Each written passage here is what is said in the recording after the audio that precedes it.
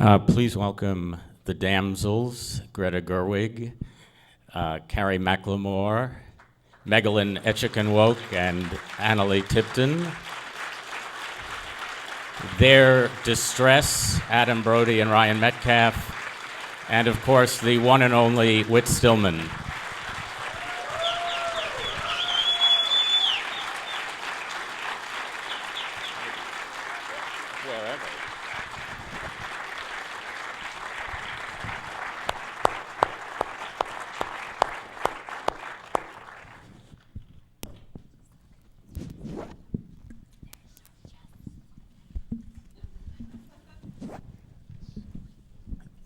So I'll start by asking you with what drew you to what we might call the campus genre. I thought watching this movie, an alternate title might be Jane Austen's Animal House.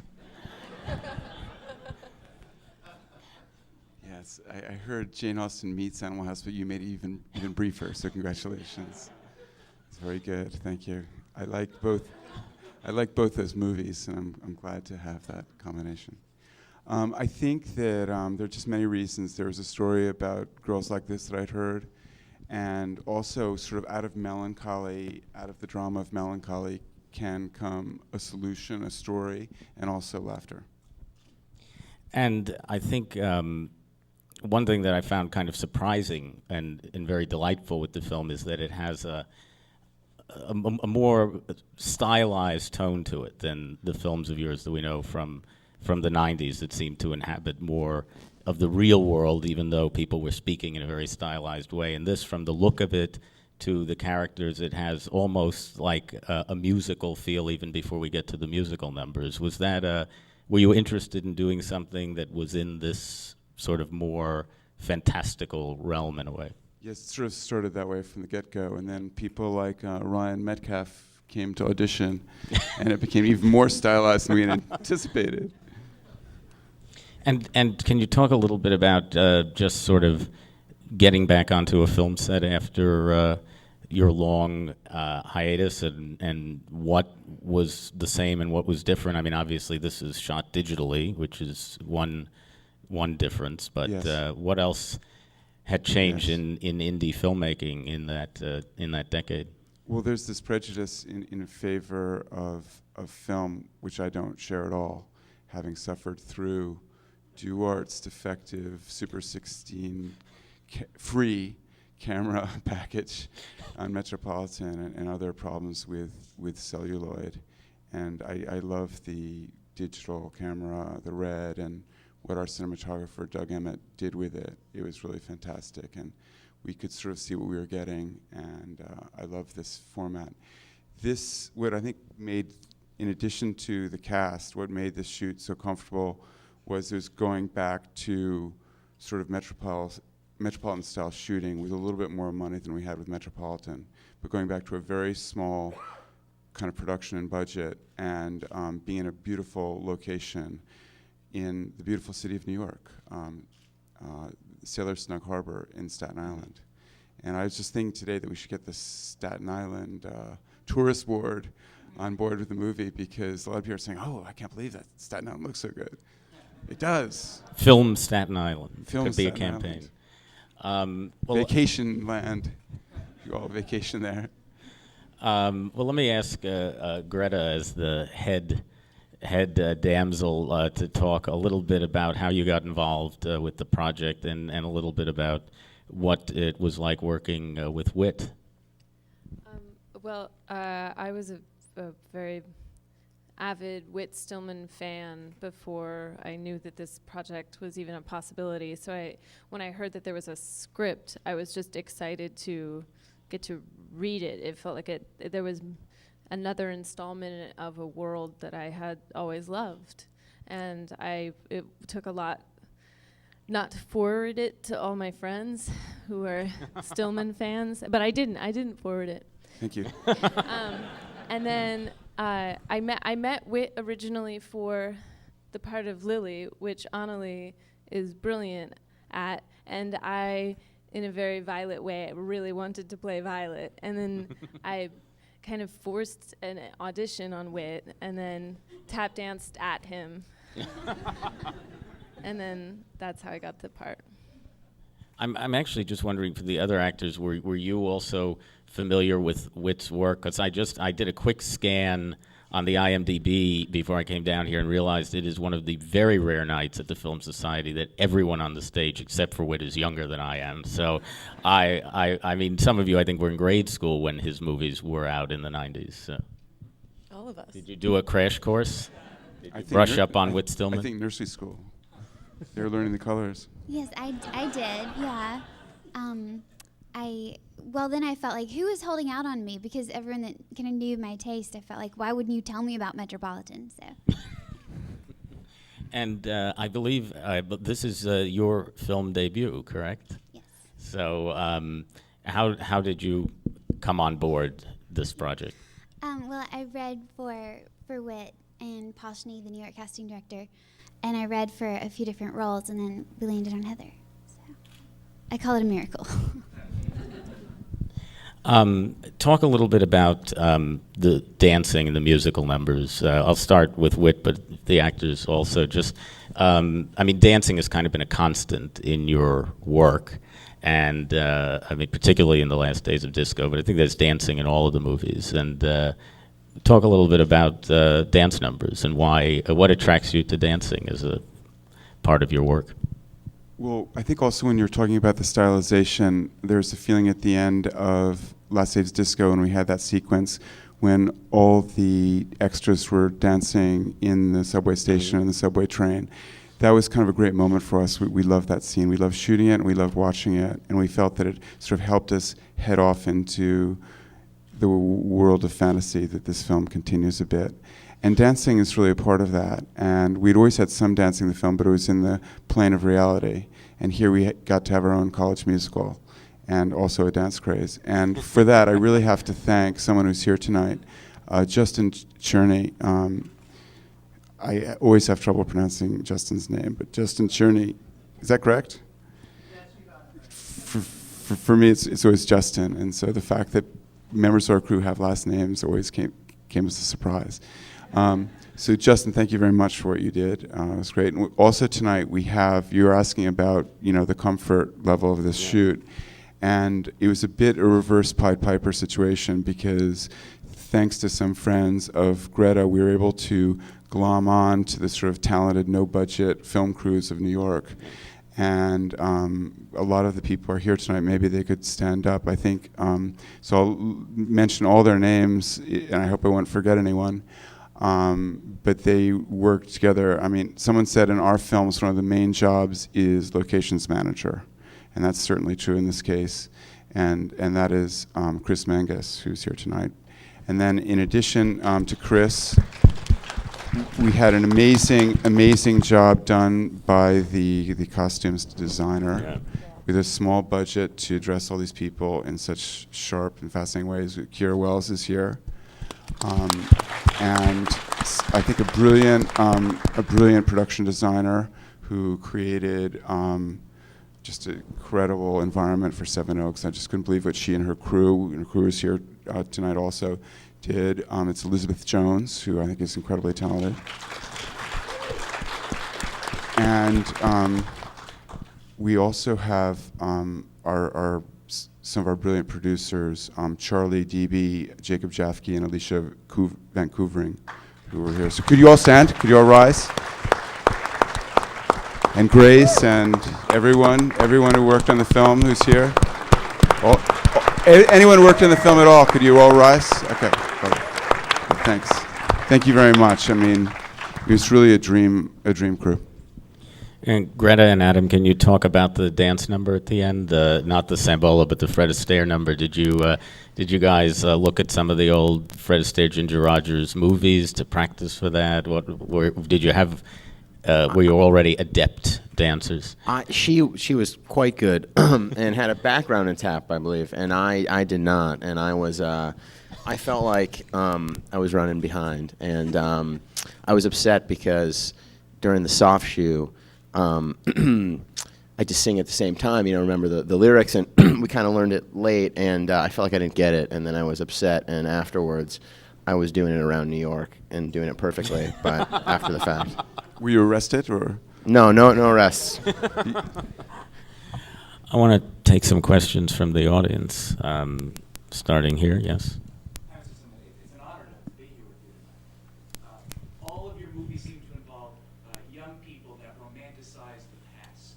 And I kind of want to know if that's something that you did, and if so, is that because you really believe the past was so much better, or because people just prefer imagined pasts to real presents? The question is, for anyone who couldn't hear it, that all of Whit's films seem to be about young people who romanticize the past, and is Whit guilty of that himself? And if so, is it because he believes the past really was better? I mean, yes to everything you said. No, I think that there are different kinds of utopianism, and I think there can be utopianism of finding certain things you like in the past, not the whole package. But the idea that if we could just sort of cherry pick or select those things that we liked or thought were nice and things like that. So it's that sort of retro utopianism. Other questions? Yes, in the back there, yes. How did you choose tap as a genre that they used for the suicide question? Well, there's Why tap dancing? well, there's something wonderful about tap. I don't think people can be pretentious when they're tap dancing. And I don't think they can be that serious, and I don't think they can stay that depressed when they're tap dancing. So it seemed to me that it would work that way. Also, it has a barbaric quality that appealed to me. Primal rhythms that Rick DeWolf spotted. Yes, over there. Yeah.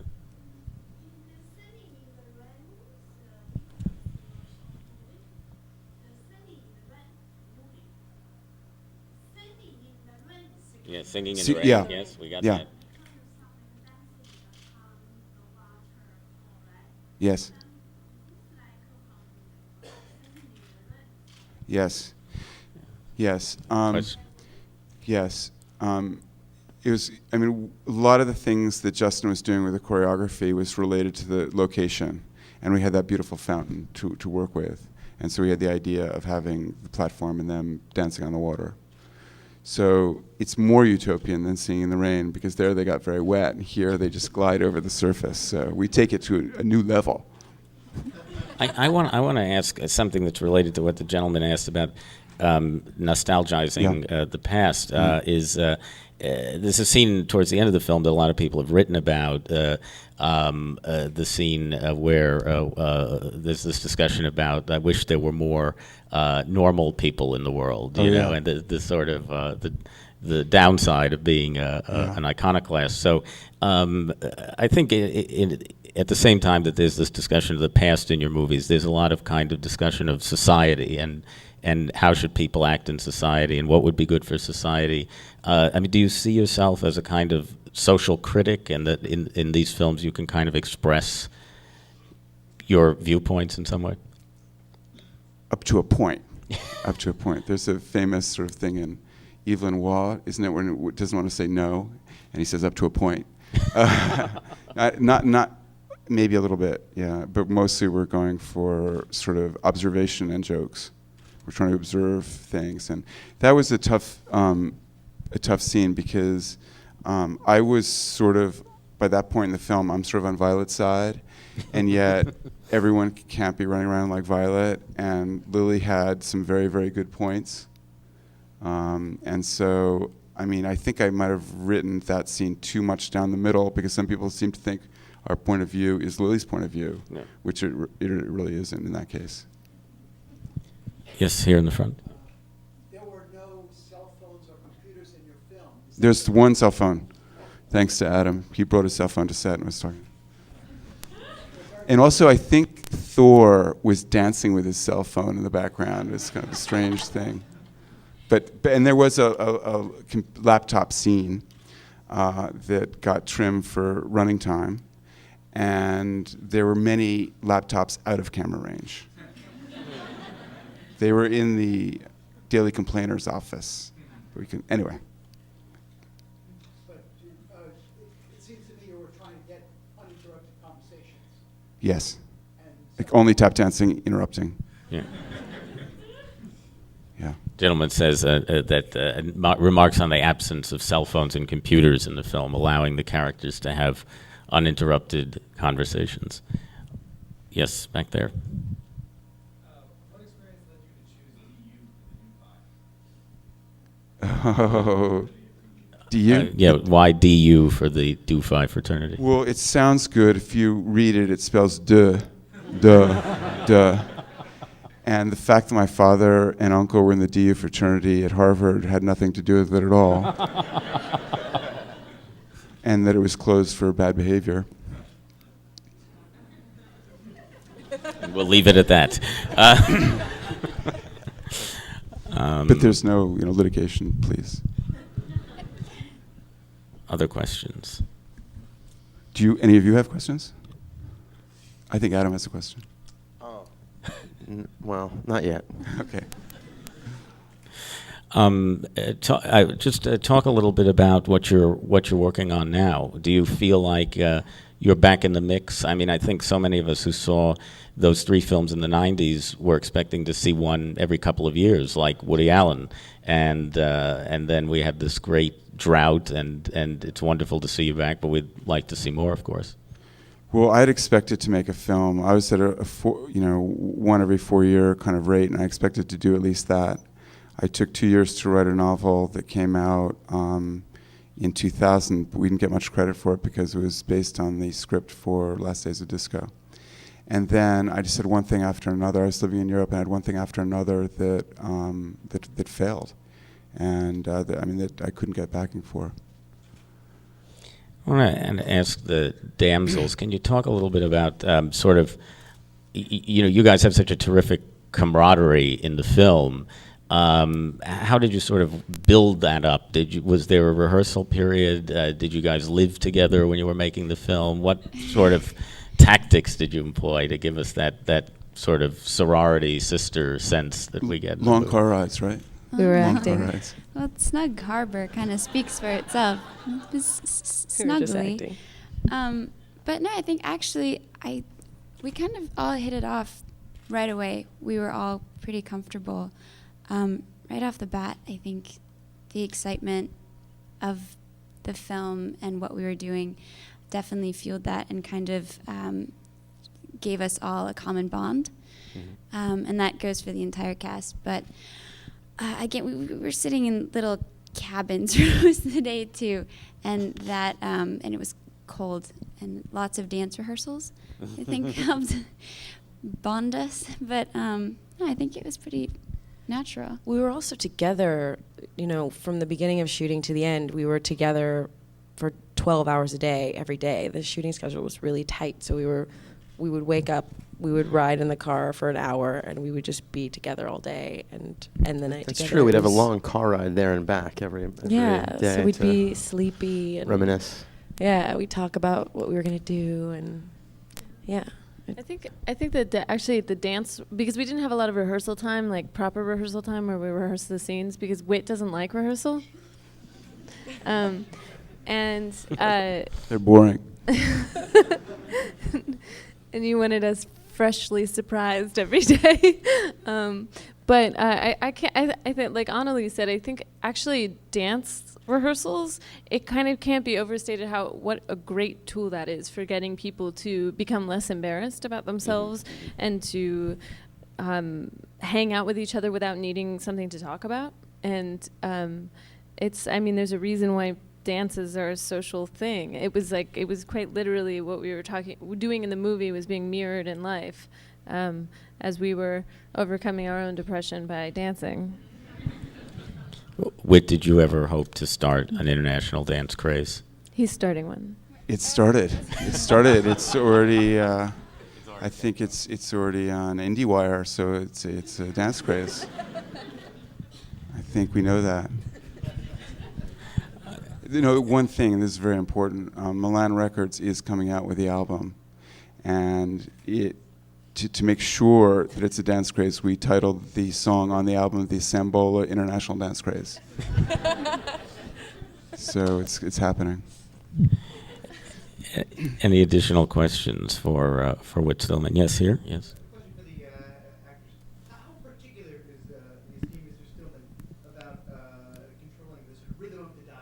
Question. It's a question for the actors about how particular Whit is when it comes to the rhythm of his very distinctive dialogue. I'll take a stab at that. I come from an improvisational background, so it was very different for me to approach Whit's dialogue because it's so precise and brilliantly so.